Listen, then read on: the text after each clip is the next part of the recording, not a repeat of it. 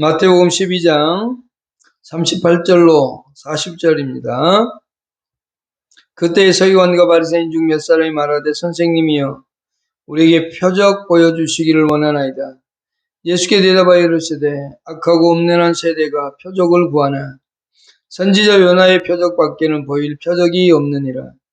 요나가 밤낮 사흘 동안 큰 물고기 뱃속에 있었던 것 같이 인자도 밤낮 사흘 동안 땅속에 있으리라. 아멘. 38절로 45절까지가 하나의 문단이라고 볼 수 있습니다. 두 번에 나눠서 설교하고자 합니다. 오늘은 표적을 구하는 악하고 음란한 세대라는 제목으로 말씀을 드리겠습니다. 예수님께서 서기관과 바리새인들 종교 지도자들에 대해서 아주 심한 말씀을 하셨죠. 독사의 자식들이라고 말씀하면서 그들의 죄악에 대하여 엄중히 경고하셨던 것을 우리는 보았습니다. 오늘 예수님께서는 그런 무리들로부터 또 다른 질문을 받습니다. 무슨 요구사항이냐면 38절에 보면 선생님이요 우리에게 표적 보여주시기를 원합니다. 이렇게 얘기하고 있습니다.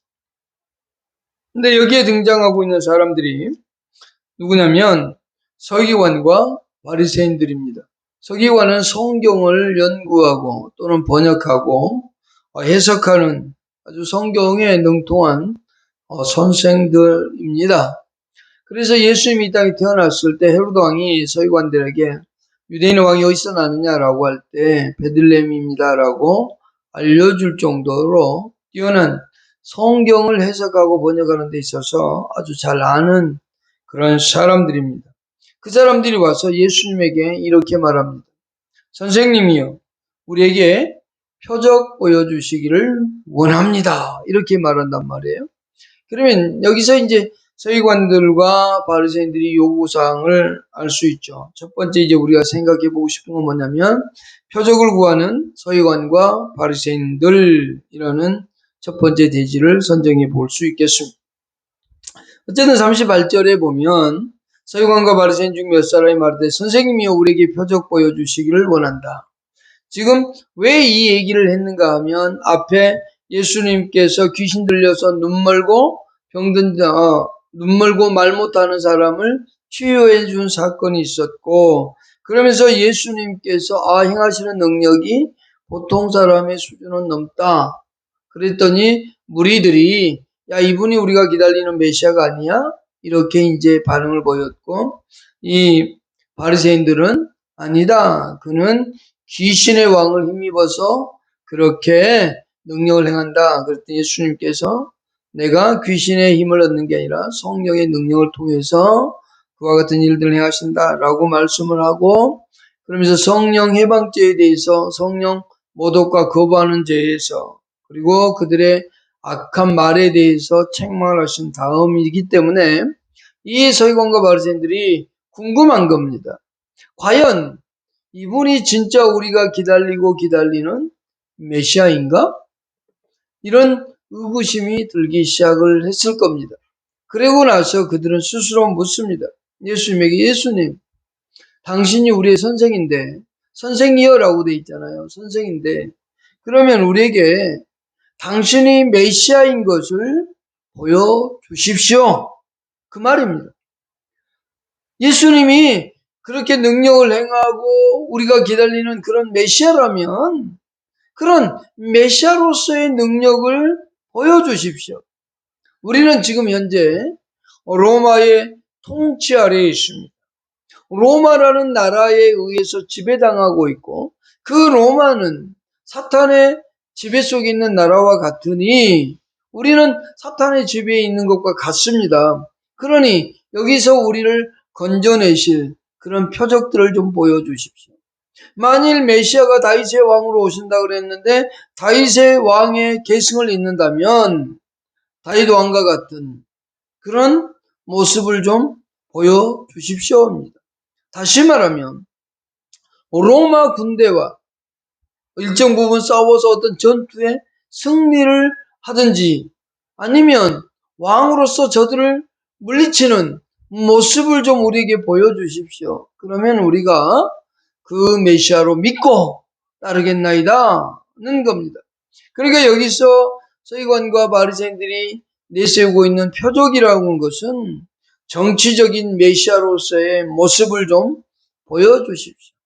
어떤 메시아이라면 저 로마 제국을 향해서 우리를 대신해서 가서 로마 황제에게 유대인들에게 자유를 주시오. 모세처럼 그렇게 말할 수 있는 능력이 있거나 아니면 왕으로서의 메시아의 모습인 다윗의 모습처럼 저들을 전쟁에서 어떤 하나의 성이라도 뺏는 그런 성과를 우리에게 보여주셔야 우리가 당신을 메시아로 믿고 따르지 않겠습니까?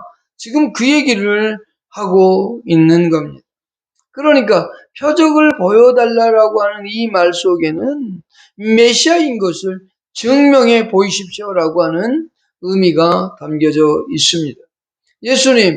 예수님이 우리의 스승이고 선생이라면 그리고 우리가 기다리는 메시아라면 우리가 납득하고 인정할 만한 그런 공적을 보여주십시오.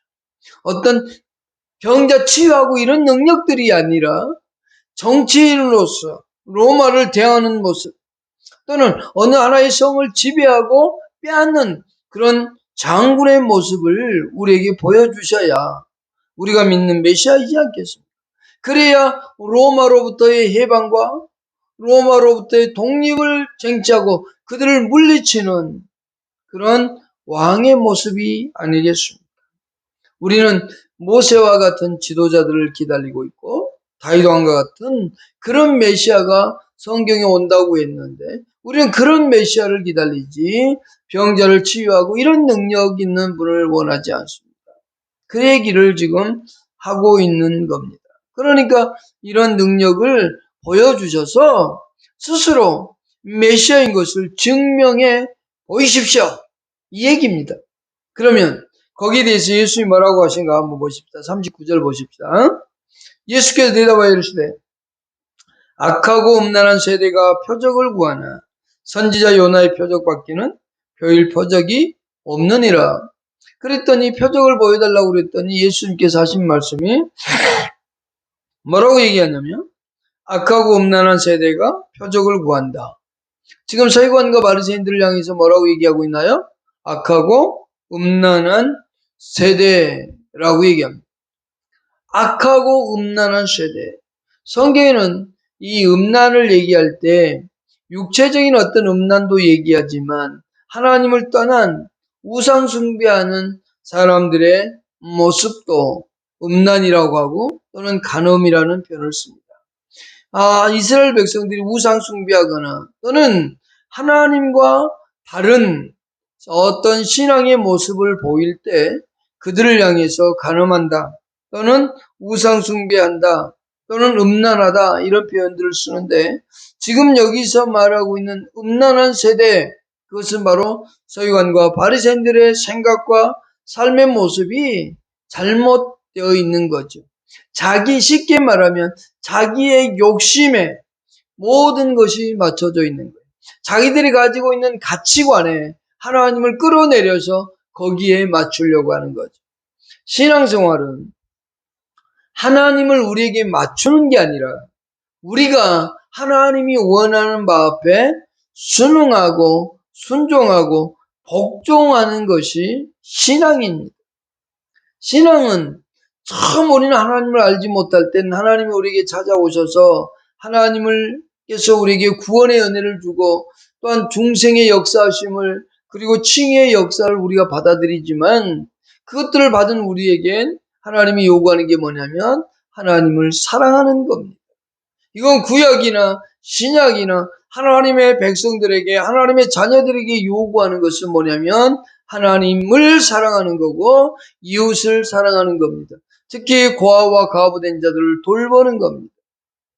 이웃의 힘들고 약한 자들에게 돌보는 것은 우리에게 주신 의무이자 특권입니다. 그러면 우리는 신앙생활을 할 때 하나님을 사랑하는 것, 신이라고 하는 부분에 있어서 하나님 외에는 신적인 존재가 존재하지 않습니다. 하나님을 모르니까 나무에 가서 빌기도 하고 바위에 가서 빌기도 하고 여러 가지에 가서 빌면서 자기의 소원을 아뢰기도 합니다. 그러나 그것은 하나의 우상숭배일 뿐이지 자기들이 만들어 놓은 신에 불과한 거지 진정한 신은 아니라는 겁니다. 진정한 신은 누구밖에 없느냐면 오직 유일하신 하나님밖에 없습니다. 이 하나님이 원하는 바를 내가 순응하고 복종하는 것, 이것이 신앙이지 하나님을 나에게 맞춰드리고 나의 가치관에 끌어들여서 그것을 신앙이라고 말한다면 그것은 신앙이 아닙니다. 여기 서기관과 바리새인들은 바로 그런 모습입니다. 신앙이 자기들이 원하는 대로 되어지는 것. 예수님, 우리는 정치적인 메시아를 기다리고 있고 왕으로서의 전쟁에서 승리하는 메시아가 우리의 메시아입니다. 그것은 구약에 예언된 그런 메시아가 우리에게 온다고 얘기했습니다. 그러니 우리에게 그런 메시아가 되어 주십시오. 예수님이 원하는 바에 따른 것이 아니라 하나님이 원하는 바에 따른 것이 아니라 자기들의 기준에 맞춰 자기에게 필요한 것, 자기의 유익을 위한 그런 신앙인의 모습이 바로 서기관과 바리새인들의 모습입니다. 이사야 선지자는 종의 모습을 분명하게 나타내주고 있습니다. 모세와 같은 그래서 사탄의 권세로부터 우리를 해방시키시고 모든 만물 다스리시는 왕으로서의 예수님 모습도 존재합니다. 그러나 그들은 그런 모든 만물을 지배하고 보이지 않는 어떤 영적인 세계를 지배하는 그런 왕의 모습, 그것보다는 지금 현실 앞에 놓여있는 문제를 해결해주는 메시아를 기대하고 있다는 거죠. 이게 바로 서기관과 바리새인들이 가지고 있던, 당시 종교 지도자들이 가지고 있던, 그리고 그것을 그렇게 가르쳤던 지도자들이었습니다. 그렇기 때문에 예수님께 여기서 악하고 음란한 세대라고 얘기하고 있는 거예요. 그들은 하나님을 나의 틀 안으로 끌고 들어와서 하나님은 내가 원하는 틀 안에서 내가 믿는 틀 안에서 그렇게 하나님을 섬기고자 하는 삶의 자세인 거죠. 그러나 진정한 신앙은 우리가 하나님 앞에 굴복하는 겁니다. 하나님 앞에 복종하는 거고 하나님의 뜻이 내 생각과 내 어떤 지식과 맞지 않을지라도 그것이 하나님이 원하는 바라면 거기에 순응하고 따라감이 필요합니다. 예수님께서 그동안 해오신 행적들, 가르침들을 보십시오. 자신이 스스로 이 땅의 메시아임을 하나님의 나라가 자기를 통해서 이 땅에 도래했음을 그들에게 수없이 가르쳤음에도 불구하고 그들은 그 예수님의 뜻에 순응하기보다는 자기들이 원하는 메시아를 계속적으로 추구하고 자기들이 원하는 것만을 맞춰가려고 하는 신앙인의 모습을 볼 수 있습니다. 현대사회가 그와 같은 현실 속에 살아가는 현실의 모습이라면 오늘 우리는 좀 더 다른 삶의 모습으로 하나님을 경외해야 됩니다. 그것은 뭐냐? 성경에 계시하신 하나님의 모습 그대로를 받아들이고 따라가는 겁니다. 우리는 그 하나님을 나에게 맞추는 것이 아니라 내가 하나님께 맞추는 겁니다. 내가 하나님께 굴복하는 겁니다. 내가 그 뜻에 순응하고 복종하지 못할 때 우리가 할 수 있는 건 뭐냐면 하나님이여 불쌍히 여겨달라고, 하나님이 나에게 긍휼을 베풀어 달라고, 하나님의 뜻 앞에 굴복할 수 있는 은혜를 베풀어 달라고 하는 것이 우리의 간구여야만 됩니다. 근데 사람들은 많이 생각할 때 이렇게 생각합니다. 하나님을 하나의 자판기처럼 생각합니다. 그래서 언제든지 기도라는 버튼을 탁 누르면 하나님이 이루어주기를 바랍니다. 자기의 소원을 이루어줄 걸 말합니다. 그러나 하나님이 조금 시간적인 여유를 두고 응답을 늦게 해주거나 아니면 하나님의 응답이 없을 때 하나님이 없는가 하면서 의심하고 또는 회의에 빠지며 불신앙에 빠지기도 합니다. 그러나 성경은 언제나 우리에게 말씀합니다. 우리는 하나님을 경외하는 자가 되어야 된다. 어떠한 환경 속에서도 어떠한 삶의 모습 속에서도 우리는 하나님을 경외해야만 됨을 말씀하고 있습니다. 여기 서기관과 바리새인들은 악하고 음란한 세대라고 예수님은 정의를 하셨습니다. 그러면서 그들이 요구하는 표적에 대하여 답을 주십니다.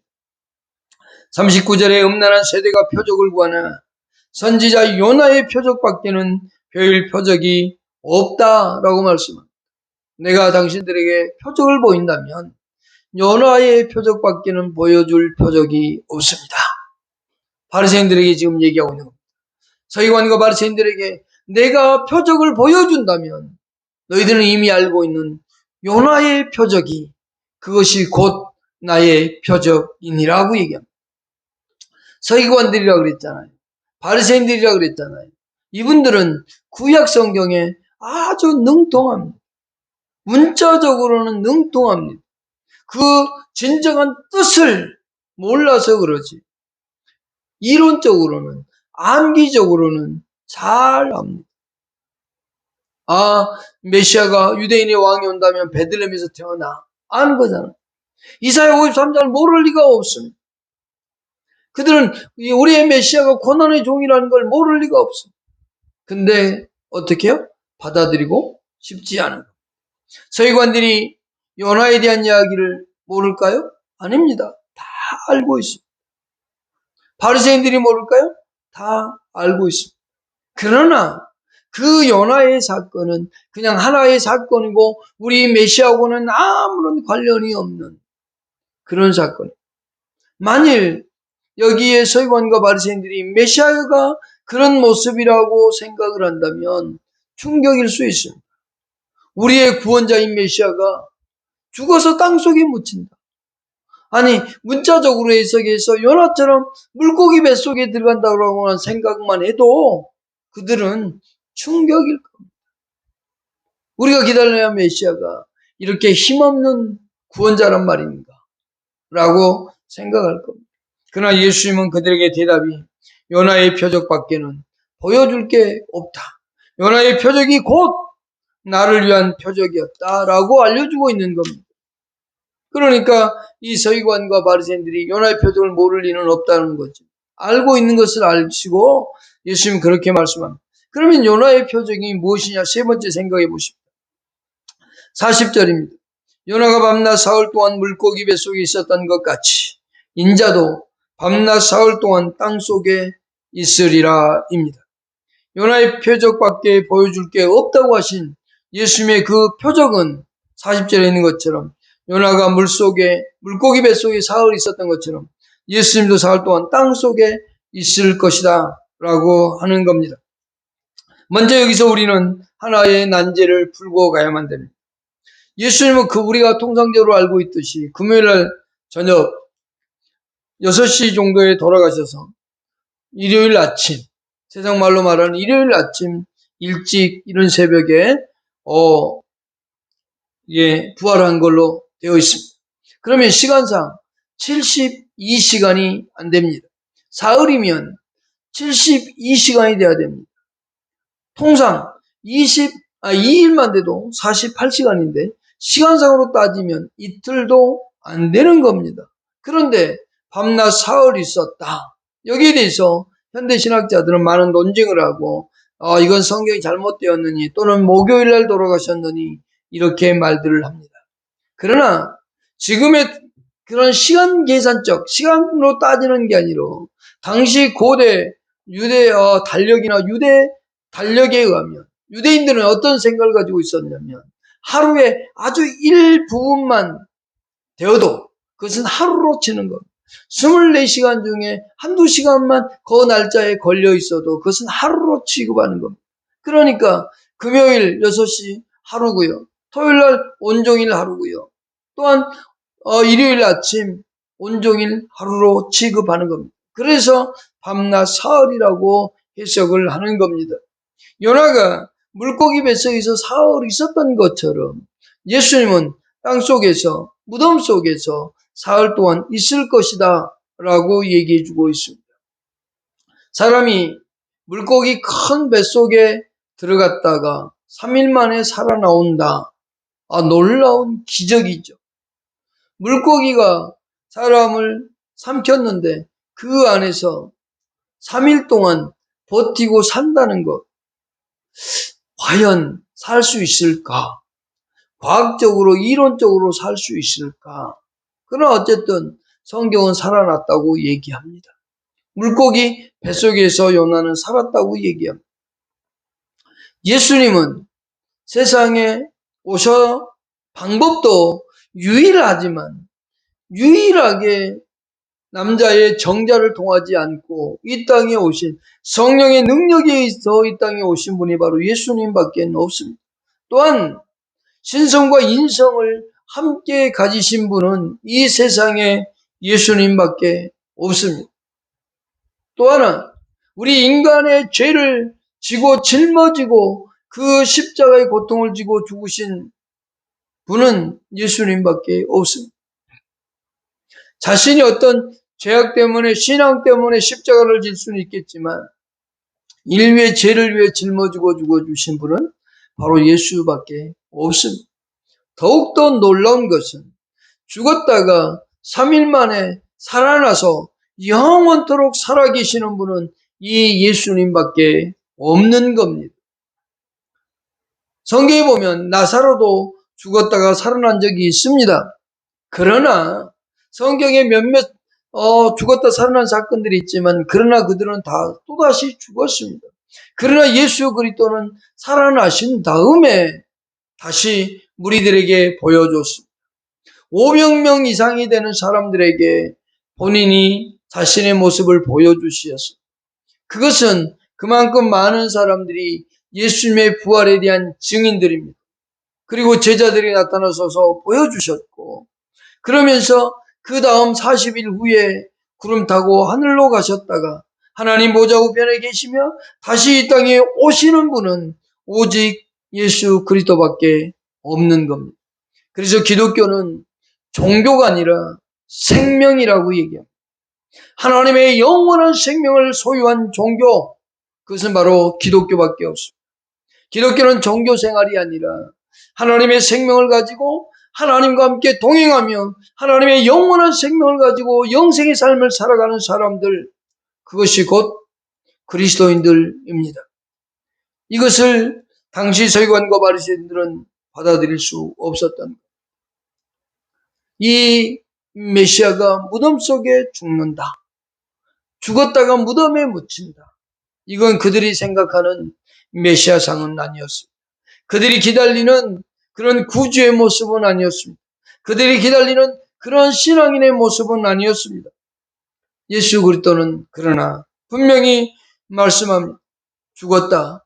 3일 후에 다시 살아날 것을 말씀해 주고 있는 겁니다.